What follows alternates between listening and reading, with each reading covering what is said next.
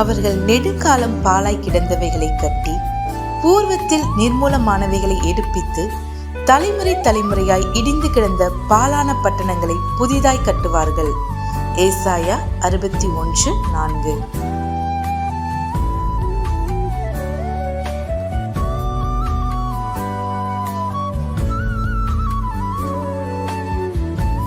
And they shall build the old wastes.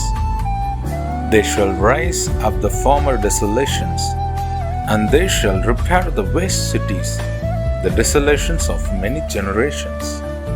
Isaiah 61:4.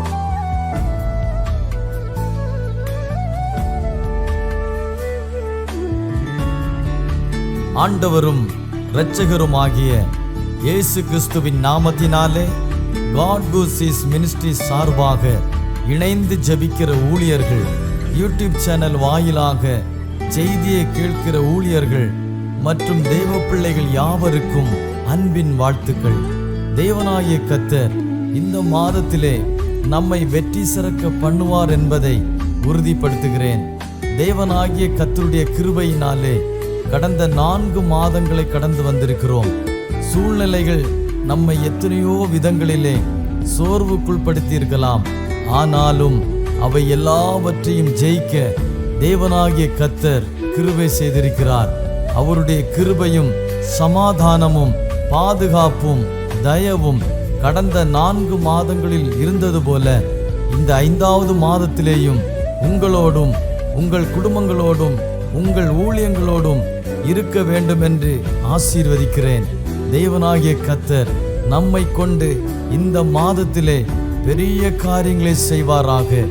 தேவனுடைய ஆசீர்வாதங்களை நாம் ஜெபித்து பெற்றுக்கொள்வோம். கர்த்தர் தாமே பெரிய காரியங்களை செய்வாராக.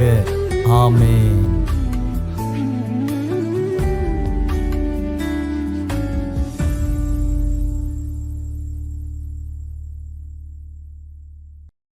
கர்த்தருடைய நாமம் மகிமைப்படுவதாக. உங்கள் யாவரையும் இயேசுவின் நாமத்தால் வாழ்த்துகிறோம்.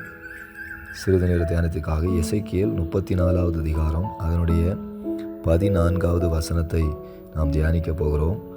அவைகளை நல்ல மேய்ச்சலிலே மேய்ப்பேன். இஸ்ரவேலுடைய உயர்ந்த மலைகளில் அவைகளுடைய தொழுவம் இருக்கும். அங்கே அவைகள் நல்ல தொழுவத்தில் படுத்துக்கொள்ளும். இஸ்ரவேலின் மலைகளின் மேல் நல்ல மேய்ச்சலை மேயும். தேவனுடைய பிள்ளைகளே, இங்கே ஆண்டவர் சொல்கிறார், என் ஜனங்களை நான் மறுபடியும் சிதறிக்கப்பட்ட எல்லா தேசங்களிலுமிருந்து நான் அவர்களை சொந்த தேசத்துக்கு கொண்டு வருவேன். அவர்கள் என்ன செய்வாங்கன்னா, நல்ல மேய்ச்சலிலே நான் அவர்களை மேய்ப்பேன். அங்கே இஸ்ரவேலினுடைய உயர்ந்த மலைகளிலே அவருடைய தொழுவம் இருக்கும். அந்த தொழுவத்தில் அவைகள் படுத்துக்கொள்ளும் என்று ஆண்டவர் சொல்கிறார். இப்போ பாருங்க, ஆடுகளை ஆண்டவர் நன்றாக மேய்க்கிறார்.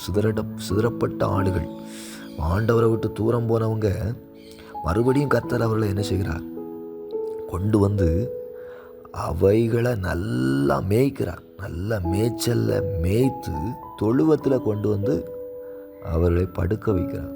பாருங்க, தொழுவத்தில் படுத்து கொள்ளும். அப்போ தொழுவம் என்பது சபையை குறிக்கிறது. நாம் படுத்து கொள்ளுகிற ஒரு இடம் உண்டு, அதுதான் சபை. படுத்து கொள்ளுகிறது என்பது தூங்குவதை அல்ல, தூங்குவதை குறிக்கவில்லை.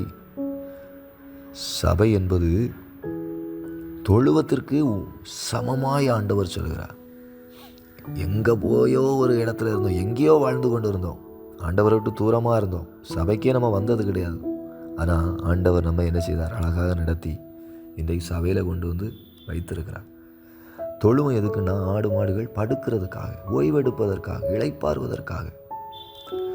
ஒரு மனிதன் படுக்காமலேயே இருந்தான் என்று சொன்னால், 1 நாள் 2 நாள் 3 நாள் அவன் படுக்கவே இல்லை அப்படின்னா, கை கால் முதுகு இடுப்பு எல்லாம் வலி தாங்க முடியாது.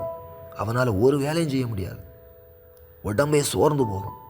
கவலையும் வேதனையும் கலக்கமும் வந்துவிடும். அப்போ ஒரு மனிதன் படுக்க வேண்டியது எவ்வளோ அவசியம் பாருங்கள். ஒரு மனிதன் படுத்தா அடுத்த நாள் அவன் காலையில் உற்சாகமாக எழும்பி தன்னுடைய வேலைகளை செய்வான். அதே போல் படுக்கிறது என்பது சபையில் தேவனுடைய மடியில் படுத்து கிடப்பது. ஒரு தாயினுடைய மடியில் ஒரு குழந்தை எப்படி படுத்து கிடக்குமோ அதே போல் தேவ சமூகத்தில் மெய் மறந்து ஆண்டவருடைய சமூகத்திலே அப்படியே உலகத்தை மறந்து அவருடைய மார்பிலே சாய்ந்திருப்பது. அந்நாள் வெகு நேரம் விண்ணப்பம் பண்ணினாள். பாருங்க, எல்லாவற்றையும் மறந்து விட்டாள். ஏலி தன்னை கவனிப்பதை கூட மறந்து விட்டாள். கண்கள் கண்ணீரால் பொங்கி வடிகிறது, இருதயத்தை ஊற்றி கொண்டு இருக்கிறாள். உலகத்தை மறந்து, எதிர்காலத்தை மறந்து, எல்லாவற்றையும் மறந்து ஆண்டவரோடு இணைந்து இருப்பது தான் படுத்து கொள்வது. அப்போ நாம் தேவ சமூகத்தில் ஒவ்வொரு நாளும் படுத்தாதான் நாம் உற்சாகமாய் செயல்பட முடியும். சரீரத்தில் உள்ள பலவீனங்கள், களைப்புகள் விலகும். ஆவியில் உள்ள சோர்வுகள் விலகும். படுக்காத ஒரு மனிதனுக்கு உடம்புல எப்பொழுதும் வலியும் வேதனையும் கஷ்டமும் இருக்கிறது போல, எந்த ஒரு மனிதன் தேவ சமூகத்தில் இளைப்பாறவில்லையோ அந்த மனிதனால செயல்படவே முடியாது, கிரியை செய்யவே முடியாது. ஆகவே தொழுவம் என்பது நாம் இளைப்பாறுவதற்கு, சபை என்பது நாம் ஓய்வெடுத்து நம்மை பலப்படுத்திக் கொள்வதற்கு, தேவ மடி, தேவ சமூகம் என்பது நாம் நம்மை புதுப்பித்துக் கொள்வதற்கு, புது பலனை பெற்றுக்கொள்வதற்காக. அடுத்ததாக இங்கே சொல்லப்பட்டிருக்கிறது பாருங்க, எரேமியா தீர்க்கதரிசியின் புஸ்தகம் 23வது அதிகாரத்தில் அதனுடைய 3வது வசனத்தில், நான் என் ஆடுகளில் மீதியாயிருப்பவைகளை தூரத்தில் இருந்த எல்லா தேசங்களிலும் இருந்து சேர்த்து அவைகளை திரும்ப அவைகளின் தொழுவங்களுக்கு கொண்டு வருவேன், அப்பொழுது அவைகள் பலுகி பெருகும். அப்போ தொழுவம் அடுத்தது எதற்காக ஆண்டவர் வைத்திருக்கிறார் அப்படின்னா, பலுகி பெருகுவதற்காக தொழுவம். பாருங்க, ஒரு ஆடு வனாந்தரத்தில் இருந்தால் அது பலுகி பெருகாது, அதற்கு சரியான ஆகாரம் கிடைக்காது. அதற்கு நிறைய எதிரிகள், ஓநாய்கள் உண்டு, சிங்கங்கள் உண்டு, அதை சிதறடித்து விடும், பட்சித்து விடும், அழித்து விடும். ஒரு ஆடு வனாந்தரத்தில் இருந்தால் பெருக முடியாது, பலுக முடியாது, அதற்கான சூழ்நிலைகள் இல்லை.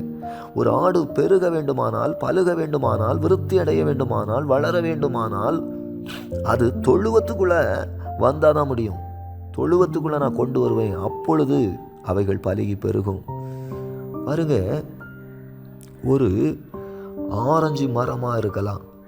ஒரு நல்ல ஆரஞ்சு மரத்தை நீங்கள் ஊட்டியில், கோடைக்கானலில் இருக்கிற அந்த மரக்கன்றை கொண்டு வந்து நம்ம கன்னியாகுமரி மாவட்டத்தில் இல்லை திருநெல்வேலி மாவட்டத்தில் நல்லா வெயில் அடிக்கக்கூடிய இடத்துல கொண்டு வந்து அதை நட்டு அது தண்ணி ஊற்றினாலும் வளரலாம், பட்டு போகாமல் இருக்கலாம். ஆனால் அதால் மிகுந்த கனிகளை கொடுக்க முடியாது. காரணம், அதற்கு ஏற்ற மண் வளம் தேவை, அதற்கு ஏற்ற காலநிலைகள் தேவை, அதற்கு ஏற்ற பனி தேவை.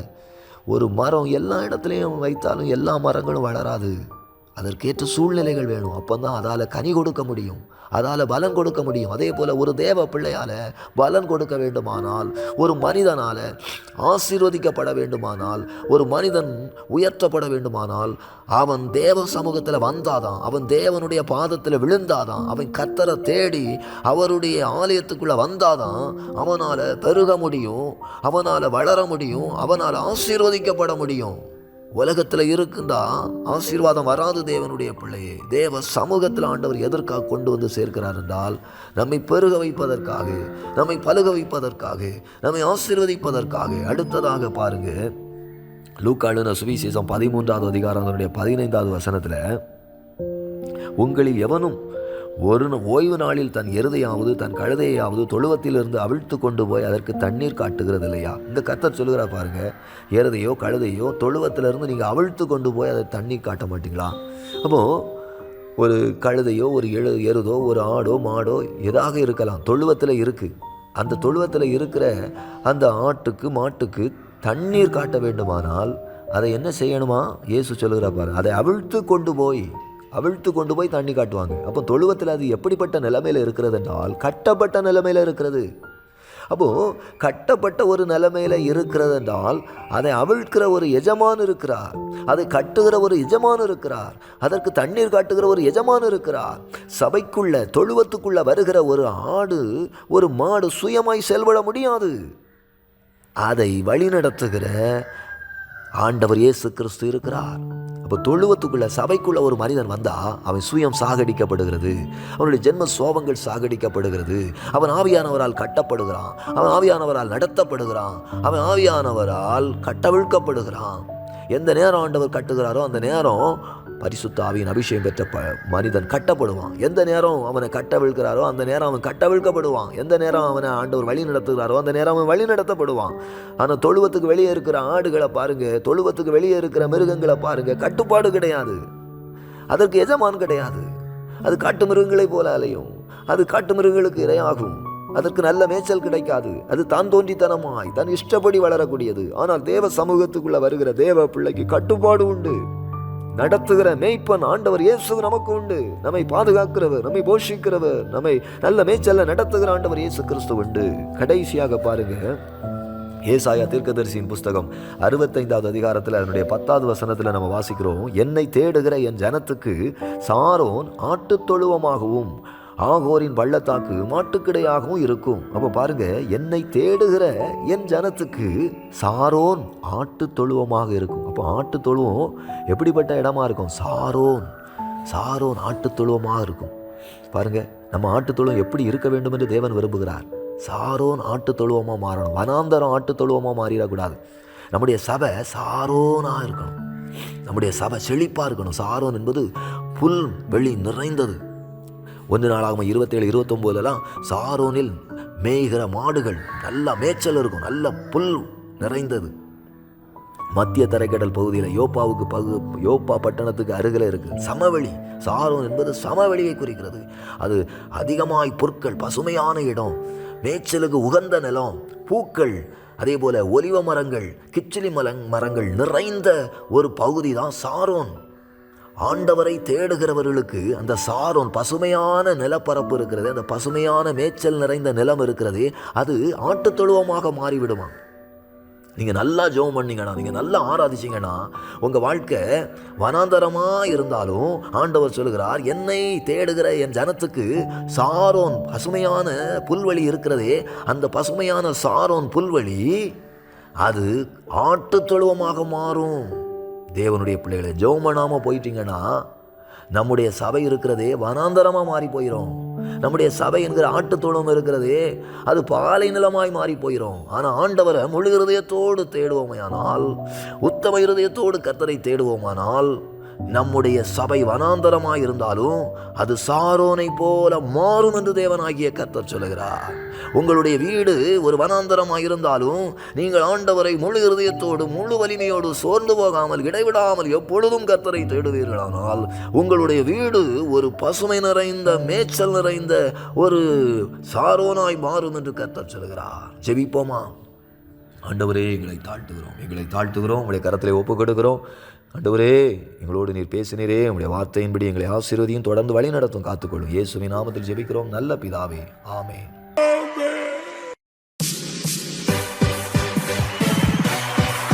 Come on church, சேர்ந்து கைகளை தட்டி பிரகடனப்படுத்த போகிறோம். சபையை கட்டுவேன் என்று சொன்னவர் எங்கள் சபையை கட்டுவா. Come on, கைகளை தட்டி.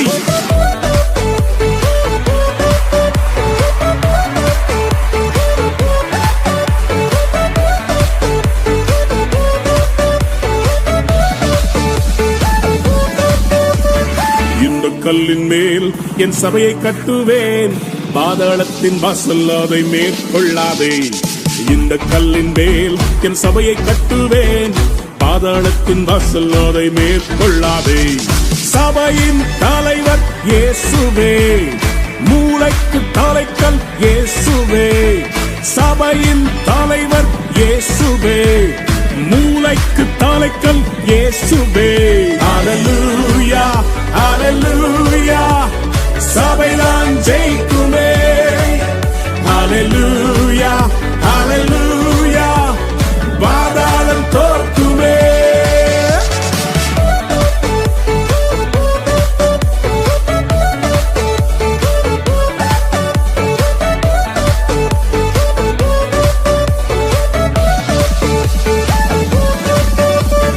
ரத்தம் சிந்தி மீட்கப்பட்ட சபை இதுவே, சுத்தம் பெற கிறிஸ்து தந்த ஸ்தலம் இதுவே.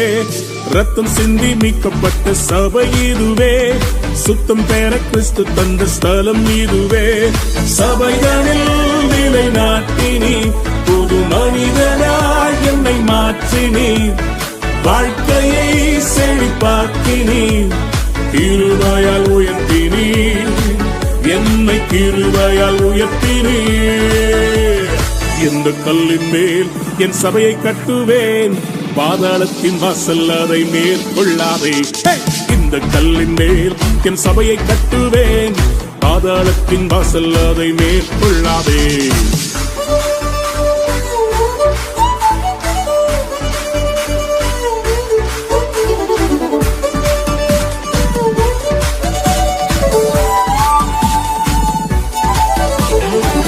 பிரியமான தேவ பிள்ளையே, நான் தனியா இருக்கிறேன் என்ற உணர்வு உன்னை வாட்டுகிறதா? கவலைப்படாதே. சபை என்கிற வீடு இருக்கிறது, ஆவிக்குரிய தகப்பன் இருக்கிறார், செபிக்கிற தாய்மார்கள் இருக்கிறார்கள், சகோதர சகோதரிகள் உண்டு. It's a family. ஜெபத்தினால் கட்டப்பட்ட சபை இதுவே, குடும்பமாய் இணைத்தனல் வீடு இதுவே. ஜெபத்தினால் கட்டப்பட்ட சபை இதுவே, குடும்பமாய் இணைத்தனல் உறவிதுவே. ஆவியின் நல்ல தகப்பனே, சபை முழுவதும் எங்கள் சொந்தமே. வேற்றுமைகள் இங்கு இல்லையே, கிறிஸ்துவின் சரீரமே, நாங்கள் கிறிஸ்துவின் சரீரமே. இந்த கல்லின் மேல் என் சபையை கட்டுவேன், பாதாளத்தின் வாசல் அதை மேற்கொள்ளாதே. இந்த கல்லின் மேல் என் சபையை கட்டுவேன், பாதாளத்தின் வாசல் அதை மேற்கொள்ளாதே. இந்த கல்லின் மேல் மோதுகிறவன் நொறுங்கி போவான் என்று சொல்லப்பட்டிருக்கிறது. சபையே, உன்னை அழிக்க எத்தனை பார்வோன்கள், யெசபேல்கள் தேசத்தில் எழுப்பினாலும் சபைதான் ஜெயிக்கும்.